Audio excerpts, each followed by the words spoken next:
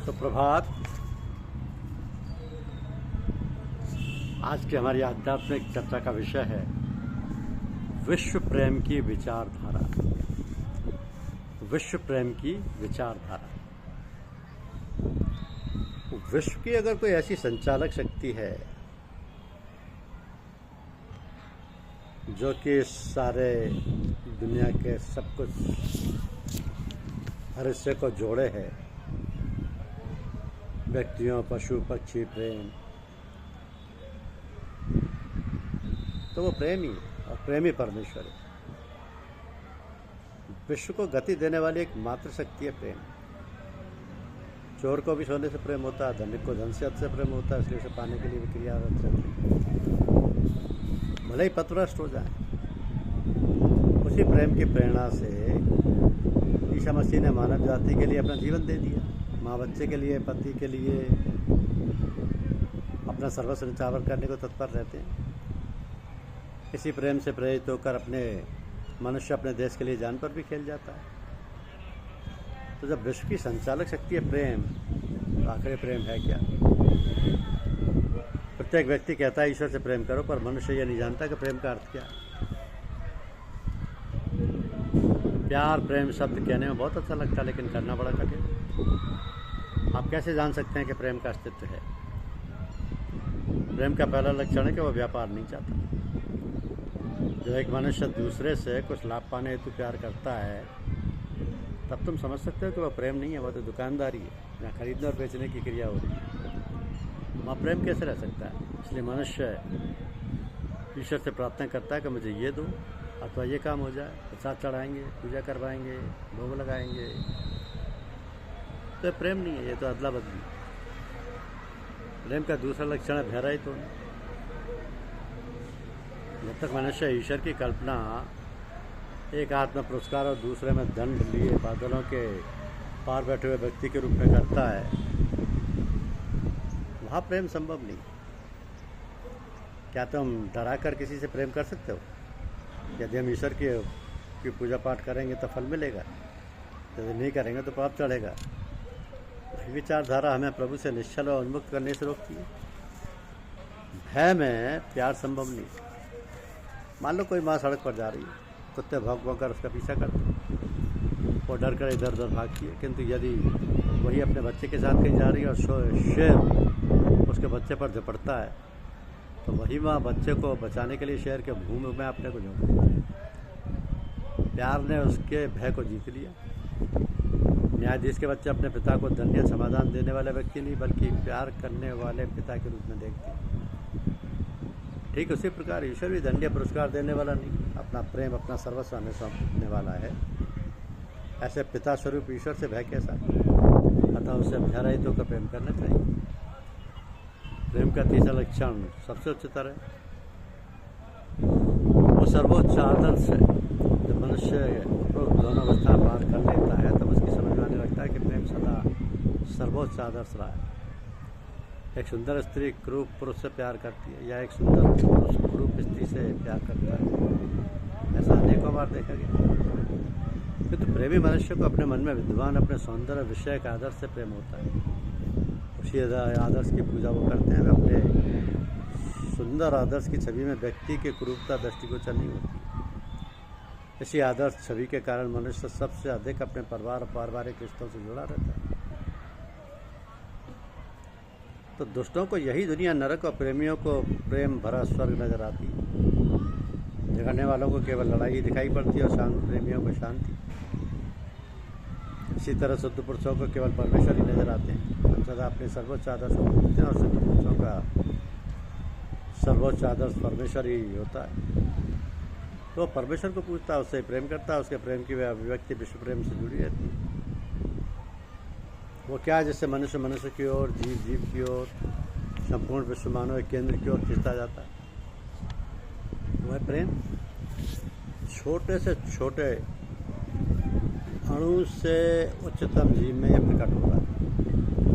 ये सर्वशक्तिमान और सर्वव्यापी है। प्रेम ही परमेश्वर है। पूज्य गुरुदेव हम सबसे और हम सब उनसे इसी प्रेम की डोर से तो बंधे। प्रेम की पराकाष्ठा के कारण ही तो वे इतनी बड़ी आयु में आने का कष्ट उठाकर हमें राह दिखाने, बताने और समझाने के लिए हम तक पहुंच जाते हैं। हम उनके बताए मार्ग पर कितना चलने का प्रयास करते हैं, ये हमें अपने को जांचना व परखना है। गुरुदेव से भय रहित, इच्छा रहित और सर्वोच्च आदर्श युक्त प्रेम करना, तभी हम प्रेम परमेश्वर को जान सकेंगे और विश्व प्रेम की विचारधारा से अपने को जोड़ पाएंगे। संतों का मुख्य कार्य जीवों को मोहमाया की निद्रा से जगा देना होता है। स्वयं जगे रहते हैं, दूसरों को जगा देते हैं, जीवों को अभयदान देते हैं और उनकी दैन्य नष्ट कर उन्हें स्वानंद साम्राज्य पद पर आरूढ़ करते हैं। तो संतों के उपकार माता पिता के उपकार से भी अधिक है। सब छोटी बड़ी नदियाँ जिस प्रकार अपने नाम रूपों के साथ जाकर ऐसी मिल जाती हैं जैसे उनका कोई अस्तित्व ना हो, उसी प्रकार त्रिभुवन के सब सुख दुख संतों के सानिध्य में विलीन हो जाते हैं। कायना के नारायण हरिभक्त की प्रथम यही पहचान, आप अमानी हो रहे ते तौर को मान। तो प्रेम सबको बांधे रहता है। प्रेम से ही इस जगत का संचालन हो रहा है, क्योंकि जीवन को सार्थक और सदुपयोगी बनाने के लिए आवश्यक है कि किसी महापुरुष को पथ प्रदर्शक या गुरु के रूप में धारण कर लिया जाए। किसी भी कार्य को सिखाने वाले को गुरु कहते हैं, किंतु यहाँ तात्पर्य है ऐसे गुरु से जो आध्यात्मिक रूप से हमारा मार्गदर्शन कर सके। ऐसे गुरु को सदगुरु संत या महात्मा कहते हैं। तो आजकल के समय में ऐसे संत सदगुरु का मिलना सहज कार्य नहीं है, परंतु असंभव भी नहीं। हाँ, लगन होनी चाहिए। जब मनुष्य सच्चे दिल से किसी बात के लिए कामना करता है तो भगवान उसकी इच्छा पूर्ण करते हैं। तो जब हम आध्यात्मिक विद्या को सीखने के लिए सदगुरु की खोज में निकले तो कैसे जाने, कैसे पहचाने कि सदगुरु या संत महात्मा है। ये बात बड़े पते की है और ये काम सबके बलबूते का है भी नहीं, किंतु जब सच्ची लगन और चाह होती है तो ऐसे सदगुरु स्वयं आप खोजते हैं, क्योंकि उनको भी आवश्यकता रहती है कि हम किसी को जो सच्चा जिज्ञासु हो ये विद्या सिखाएं और अपना कर्तव्य पालन करें, या यूँ कहिए कि अपने गुरु द्वारा सौंपा कार्य पूरा करें।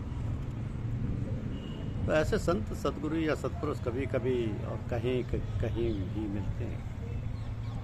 जब भगवान की प्रेरणा होती है तो सतलोक के वासी सत्पुरुष लोक कल्याण के लिए संसार में मनुष्य रूप धारण करके अवतरित होते हैं और संसारी पुरुषों का मार्गदर्शन का लाभ देते हैं। वह उन्हें बड़ी सरलता से अपनी शक्ति द्वारा उत्तरोत्तर आध्यात्मिक पथ पर अग्रसर कराकर सतलोक और उससे आगे भी आवश्यकता अनुसार ले जाते हैं। ऐसे सत्पुरुषों के साथ उठने बैठने, उनकी शिक्षा दीक्षा प्राप्त करने और उनकी आज्ञा अनुसार अपने जीवन को ढालने को ही सत्संग कहते हैं। सद्गुरु जिज्ञासु की जीवन की सारी गतिविधियों को आवश्यकता अनुसार अपनी सामर्थ्य और शक्ति द्वारा अध्ययन कर जीवन को उलटकर परम धाम तक पहुंचाने का कार्य करने लगती है। सद्गुरु इस साधकों को सतनाम या नाम की विधि बतलाते हैं। सतनाम की देन उन महापुरुषों द्वारा ही प्रदान की जाती है जो सुरत शब्द योग या शब्द योग कहलाता है। तो संतमत की शिक्षा दीक्षा में प्रचलित पद्धति है जिसके आदि संत श्री कबीरदास हैं। अब तो संतमत की न जाने कितनी शाखाएं हैं जो देश देशांत में अपने अपने क्षेत्र में प्रचार प्रसार का कार्य करती रहती हैं। इस प्रकार ये आध्यात्मिक साधना पद्धति यद्यपि कठिन और दुर्लभ है, किंतु इसका लोप तो नहीं है। हाँ, इसके अब अनेक रूपांतर हैं और लोगों ने अपने कुछ नवीन सिद्धांत जोड़कर अनेक संप्रदायों को बना दिया। तो जब साधक के लिए मुख्य बात है कि सदगुरु के सानिध्य में ही रहे और अलग रहने पर अपनी दशा, अपने अभ्यास की, साधना की जानकारी लेता रहे। साथ ही स्वप्न में, पूजा में, ध्यान में कोई नई बात, कोई नया अनुभव या कोई चमत्कार दिखाई दे, उसको तत्काल अपने सदगुरु को बतलाए और अपने दैनिक धर्म की बातों को अपनी डायरी में लिखता रहे। समय मिलने पर पत्र द्वारा सूचित करता रहे। ये अटपटा मार्ग है, अनदेखा है, तो पथ प्रदर्शक का मार्गदर्शन पग पर आवश्यक है। मार्ग में नाना प्रकार की विघ्न बाधाएं आती हैं जिनको पथ प्रदर्शक ही जानता समझता है। अतः साधकों को निर्भय होकर सदगुरु की चरण शरण लेकर निष्कटंक मार्ग तय करना होता है। तभी हमारी साधना सफल होती है और हम धूर्धाम तक पहुँचते हैं। धन्यवाद।